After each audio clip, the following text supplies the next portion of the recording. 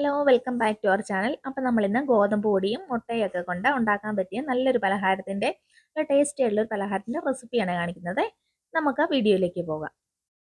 ഇതിനായിട്ട് ഞാൻ ചെറിയൊരു കടായി എടുത്തിട്ടുണ്ട്. ഇതിലേക്ക് ഒരു 2 ടേബിൾ സ്പൂൺ എണ്ണ ഒഴിച്ചു കൊടുത്തിട്ടുണ്ട്. പിന്നെ നമുക്ക് ഇഞ്ചി വെളുത്തുള്ളി ചെറിയ പീസ് ചെറുതായിട്ട് അരിഞ്ഞത് ഒരു ടേബിൾ സ്പൂണോളം ഒന്നിട്ട് കൊടുക്കുന്നുണ്ട്.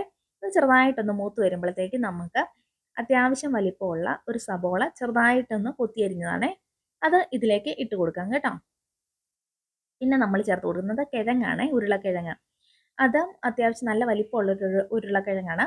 ഈ ഒരു വലിപ്പത്തിൽ ഒന്ന് കട്ട് ചെയ്ത് ഇട്ട് കൊടുക്കുന്നുണ്ട്.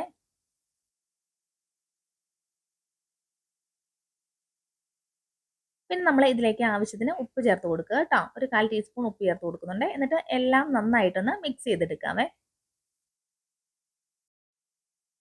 എല്ലാം ഒന്ന് മിക്സ് ചെയ്തതിന് ശേഷം നമുക്ക് ഇതിലേക്ക് ആവശ്യമായ മസാലപ്പൊടികളൊക്കെ ചേർത്ത് കൊടുക്കാവേ. ഒരു 1/4 ടീസ്പൂൺ മഞ്ഞൾപ്പൊടി, ഒരു ടേബിൾ സ്പൂണോളം മുളക് പൊടി ചേർത്ത് കൊടുക്കുന്നുണ്ട്. ആവശ്യത്തിന് ചേർത്ത് കൊടുക്കാം. പിന്നെ 1/2 ടീസ്പൂൺ ഗരം മസാലയും 1/4 ടീസ്പൂൺ മല്ലിപ്പൊടിയും കൂടെ ചേർത്ത് കൊടുക്കുന്നുണ്ട്. ചെറിയ ആ ഒരു ക്ലിപ്പ് വിട്ടുപോയതാണ് വീഡിയോയെ. അപ്പോൾ ഇത്രയും ചേർത്ത് കൊടുത്തിട്ടുണ്ട് കേട്ടോ. എന്നിട്ട് നന്നായിട്ടൊന്ന് മിക്സ് ചെയ്തെടുക്കുക. ലോ ഫ്ലെയിമിലിട്ട് ഒന്ന് മിക്സ് ചെയ്തെടുക്കുക. ഈ മസാലയുടെയൊക്കെ പച്ചമണം മാറുന്നിടം വരെ നന്നായിട്ടൊന്ന് ഇളക്കി കൊടുക്കുക കേട്ടോ. ഇതിൻ്റെ പച്ചമണമൊക്കെ ഒന്ന് മാറിക്കഴിഞ്ഞാൽ നമുക്ക് ഈ കിഴങ്ങൊക്കെ ഒന്ന് വെന്ത് കിട്ടാനായിട്ട് ഒരു 1/4 കപ്പ് വെള്ളം ഇതിലേക്കൊന്ന് ഒഴിച്ചു കൊടുക്കുന്നുണ്ട്. എന്നിട്ട് ഒന്ന് അടച്ച് വെച്ച് ഒന്ന് വേവിക്കാം. അപ്പോൾ നമ്മുടെ വെള്ളമൊക്കെ പറ്റി കിഴങ്ങൊക്കെ ഒന്ന് വെന്ത് കിട്ടിയിട്ടുണ്ട്. എല്ലാം നല്ല ഒന്ന് സെറ്റായിട്ട് കിട്ടിയിട്ടുണ്ട്. അപ്പോൾ നമുക്ക് ഇനി ഈ മസാലയുടെ ഇതെല്ലാം നമുക്കൊരു സൈഡിലേക്ക് ഒന്ന് മാറ്റി വെക്കാവേ. എന്നിട്ട് ഇതിലേക്ക് ആവശ്യമായിട്ട് ഇനി ഒരു മുട്ടയാണ്. ഞാൻ ഇവിടെ ഒരു 4 മുട്ട എടുത്തിട്ടുണ്ട്. 4 മുട്ട പൊട്ടിച്ചെടുത്തിട്ടുണ്ട്. അപ്പം 4 മുട്ടയിൽ ഒരു 2 മുട്ടയുടെ നമുക്ക് ഇതിലേക്ക് ഇപ്പോൾ ഒഴിച്ചു കൊടുക്കാം. ഇടക്കുറവായതുകൊണ്ട് കേട്ടോ. എന്നിട്ട് ഇതിലേക്ക് ആവശ്യത്തിന് ഉപ്പ് ചേർത്ത് കൊടുക്കാം. ഒരു പിഞ്ച് ഉപ്പ് ചേർത്ത് കൊടുക്കുക. പിന്നെ ഇതിലേക്ക് എരിവിന് ആവശ്യമായ കുരുമുളക് പൊടി ചേർത്ത് കൊടുക്കുക കേട്ടോ. ഞാൻ ഇവിടെ ഒരു 1/4 ടീസ്പൂണിൽ താഴെ കുരുമുളക് പൊടി ചേർത്ത് കൊടുക്കുന്നുണ്ട്. നിങ്ങൾക്ക് എരിവ് കൂടുതൽ വേണമെന്നുണ്ടെങ്കിൽ കുറച്ചും കൂടെ ചേർത്ത് കൊടുക്കാവേ. എന്നിട്ട് ഇത് പതുക്കെ ഒന്ന് ചിക്കി എടുക്കുക കേട്ടോ.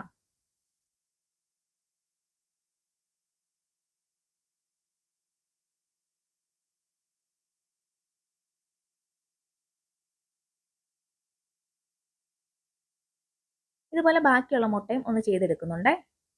അപ്പം എന്നിട്ട് എല്ലാം കൂടെ കിഴങ്ങുമായിട്ട് നന്നായിട്ടൊന്ന് മിക്സ് ചെയ്തെടുക്കുക. ഈ സമയത്ത് ഉപ്പൊക്കെ ഉണ്ടോയെന്ന് ആവശ്യത്തിനുണ്ടോയെന്ന് ചെക്ക് ചെയ്യുക. ഇല്ലെങ്കിൽ ചേർത്ത് കൊടുക്കാവേ. എന്നിട്ട് ഇത് ഒന്ന് മാറ്റി വെക്കാം. ഇനി നമുക്ക് ബാറ്റർ തയ്യാറാക്കാം. അടുത്ത ദോശയ്ക്കുള്ള ഒരു ബാറ്റർ തയ്യാറാക്കാവേ. ഒരു 1.5 കപ്പോളം ഗോതമ്പ് പൊടി ഞാൻ ഇതിലേക്ക് ഇട്ട് കൊടുക്കുന്നുണ്ട്. ഇതിലേക്ക് 2 കപ്പോളം വെള്ളം ഒഴിച്ചു കൊടുക്കാം. അതായത് നമ്മൾ ദോശയൊക്കെ ഉണ്ടാക്കുന്നതിനേക്കാൾ കുറച്ചും കൂടെ ലൂസായിരിക്കണം ഇതിൻ്റെ ബാറ്റർ. അപ്പോൾ വെള്ളം ഒരു ഇച്ചിരി മുന്നോട്ട് നിന്നാലും കുഴപ്പമില്ല. ബാറ്റർ ഇച്ചിരി ലൂസായിരിക്കണം. എന്നിട്ട് കട്ടകളില്ലാതെ നന്നായിട്ട് ഈ മാവൊന്ന് ഇളക്കിയെടുക്കാവേ. അപ്പോൾ ഇതുപോലെ ഈ ഒരു ലൂസിൽ ഞാനിങ്ങനെ ഉണ്ടാക്കിയെടുത്തിട്ടുണ്ട്.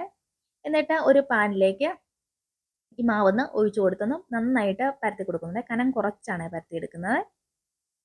അപ്പോൾ എന്നിട്ട് ഇതെല്ലാം ഒന്ന് ഇങ്ങനെ ചുട്ടെടുക്കുക കേട്ടോ. ഒന്ന് മറിച്ചിട്ടിട്ട് ചുട്ടെടുക്കുക.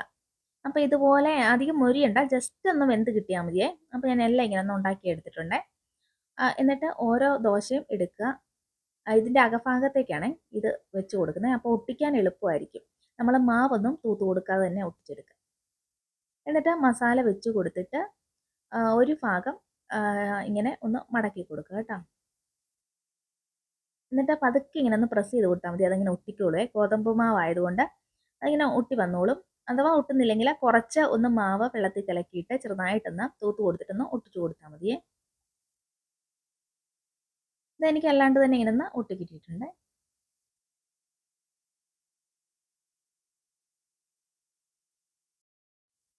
ഇനി ഞാൻ ഇവിടെ ഒരു ഫ്രൈ പാൻ അടുപ്പ് വെച്ചിട്ടുണ്ട്. ഒരു ടീസ്പൂണോളം എണ്ണ ഒഴിച്ചു കൊടുക്കുന്നുണ്ട്.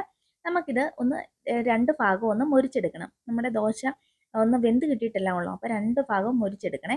അപ്പോൾ നമുക്ക് ഇതിങ്ങനെ വെച്ച് കൊടുത്ത് ഒന്ന് മൊരിച്ചെടുക്കാം. നന്നായിട്ട് ക്രിസ്പി ആകുന്ന പോലെ നന്നായിട്ട് മൊരിഞ്ഞെടുത്താലാണ് ഇതിന് നല്ലൊരു ടേസ്റ്റ് ഉണ്ടായിരിക്കുക കേട്ടോ. കുട്ടികൾക്കൊക്കെ ഇഷ്ടപ്പെടുന്നത് ആ ഒരു രീതിയായിരിക്കും.